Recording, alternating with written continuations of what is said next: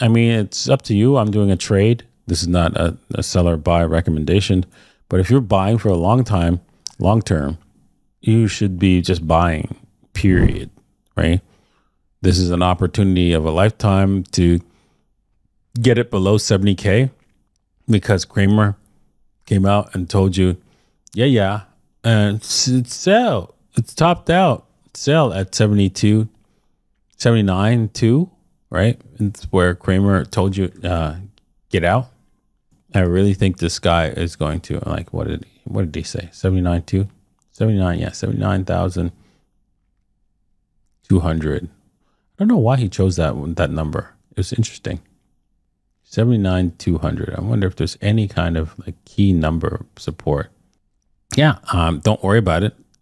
There's going to be a lot of fluctuations in Bitcoin, but this is not the end. Bitcoin will continue to pump higher. Can we go further down? Yes, we can. We can probably on the 4-hour head all the way to the 200 period moving average, right? But I think there's going to be a very big bounce here, most likely all the way to the top here, closer to the top. All right, so we'll adjust this as this unfolds, this particular trade in the group, and see how it goes. Okay, next question. Let's take a look at the Ethereum. Ethereum. When I woke up with yesterday with Ethereum, all I saw was this. I was looking at the indicators, and all I saw was down from here. This right here, at this time frame right here, I was like, okay, dude, we've started from way back here, started going, everything was saying, wait a second here. This is not as strong as a move up as everything is saying, that everybody's saying, right? Especially in the market. Then what we have here is as the market is moving up from, let's just say from this level here, you can see that the market's moving up, all the way here. And then there's a little bit of a curve here. Whoops, what's going on here? It's not going up as fast as you can see right here. This is like a curve. It's not going up as fast as like the, so here, what I can see is right this. As we're going up, the up movement is not as strong as before, right? So because they're not as strong, that got me thinking, this is not sustainable, right? You see all the other up moves were very strong. Boom, boom, then boom, boom. No, that's indication of the trend is about to end, or, take a breather, basically. So that was a clear indication of that. And there we have it. Looking at the daily, let's see if the daily is telling us the same thing. No, it's not. That's a good event. See, the daily is not telling us the same thing.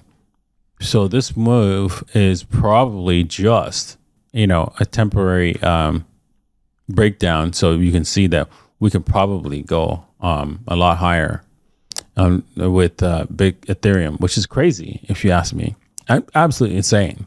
But because, look at this slope up movement, just absolutely ridiculous.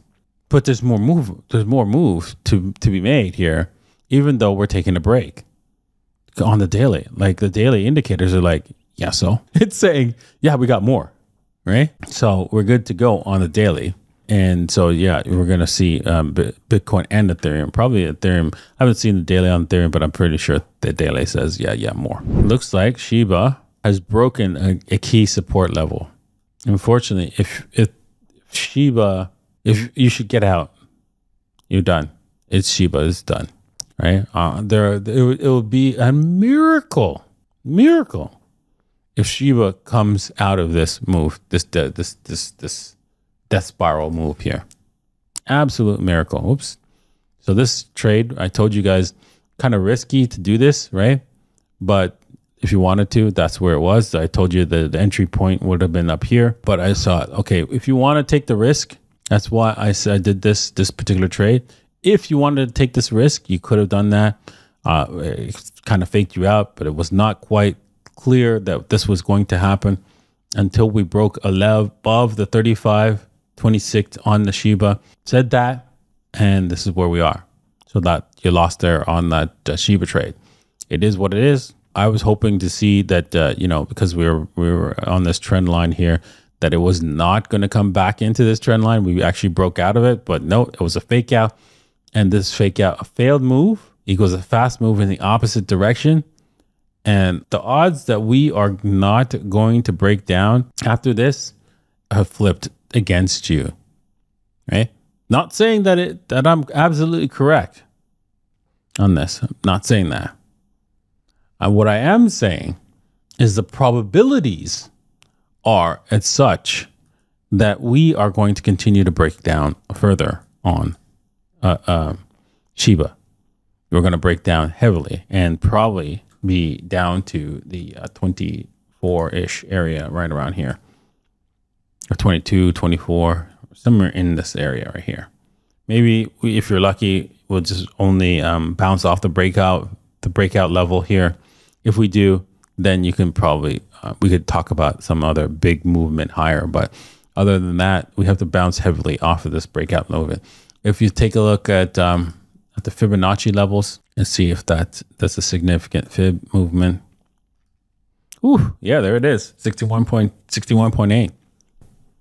Not a shocker. Not a shocker. So that's your level. At this point, the odds are that we're going to come back to the 61.8. After that, right, the bounce should be as high as back up to this level 31, 30-ish area off of the 61.8.